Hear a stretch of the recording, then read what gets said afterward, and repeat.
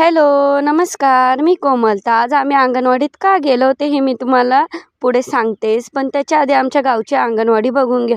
छान असे खेळण्या, छान असे संपूर्ण वस्तू आणि छान अशी टी-व्ही. तर टी-व्ही कशाला? ते आता नवीन प्रोजेक्ट जर असला तर बाळांना जास्त करून टी-व्ही शिकवण्यात येतं.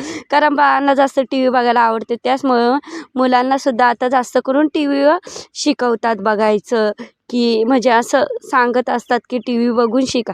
त्यामुळं असं छान आमच्या गावचं असं सुंदर असं वातावरण होतं आणि त्याच वातावरणामधले आमचं सुंदर असं छान अशी छोटीशी अंगणवाडी.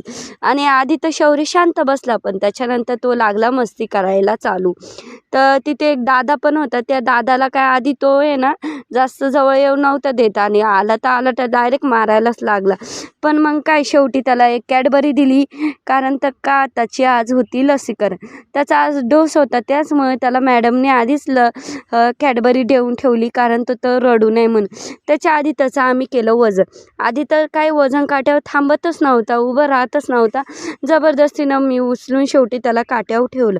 त्याच्यानंतर काट्याच्या खाली उतरवल्याच्या नंतर तो आहे ना परत काट्याकडे जाऊ लागला. का त्याला आधी वाटलं वेगच काय येतं, आता थोडं व्यवस्थित वाटलं तरच तो गेला. असं कंटिन्यू मस्तीच करत होता. कुठे गेला ना त्याची कंटिन्यू अशी मस्तीच चालू होतं. मस्त असा तो फिरत होता, अंगणवाडी एन्जॉय करत होता. मला तर असं वाटतंय त्याचं लवकरच ॲडमिशन घेऊन ठेवा, पण वयाची अट असल्यामुळे त्याला काही लवकर घालता येणार नाही आहे. आणि त्याच्यानंतर सगळ्या मुलांना असं जेवण देण्यात आलं.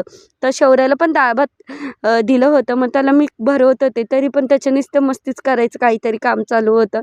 तर त्यानंतर त्याची शेवटी जी लस होती ना ती कॅन्सल झाली, कारण ती 18 महिन्याची होती. त्याला 17वं चालू आहे. आजच्यासाठी एवढंच. चला बाय.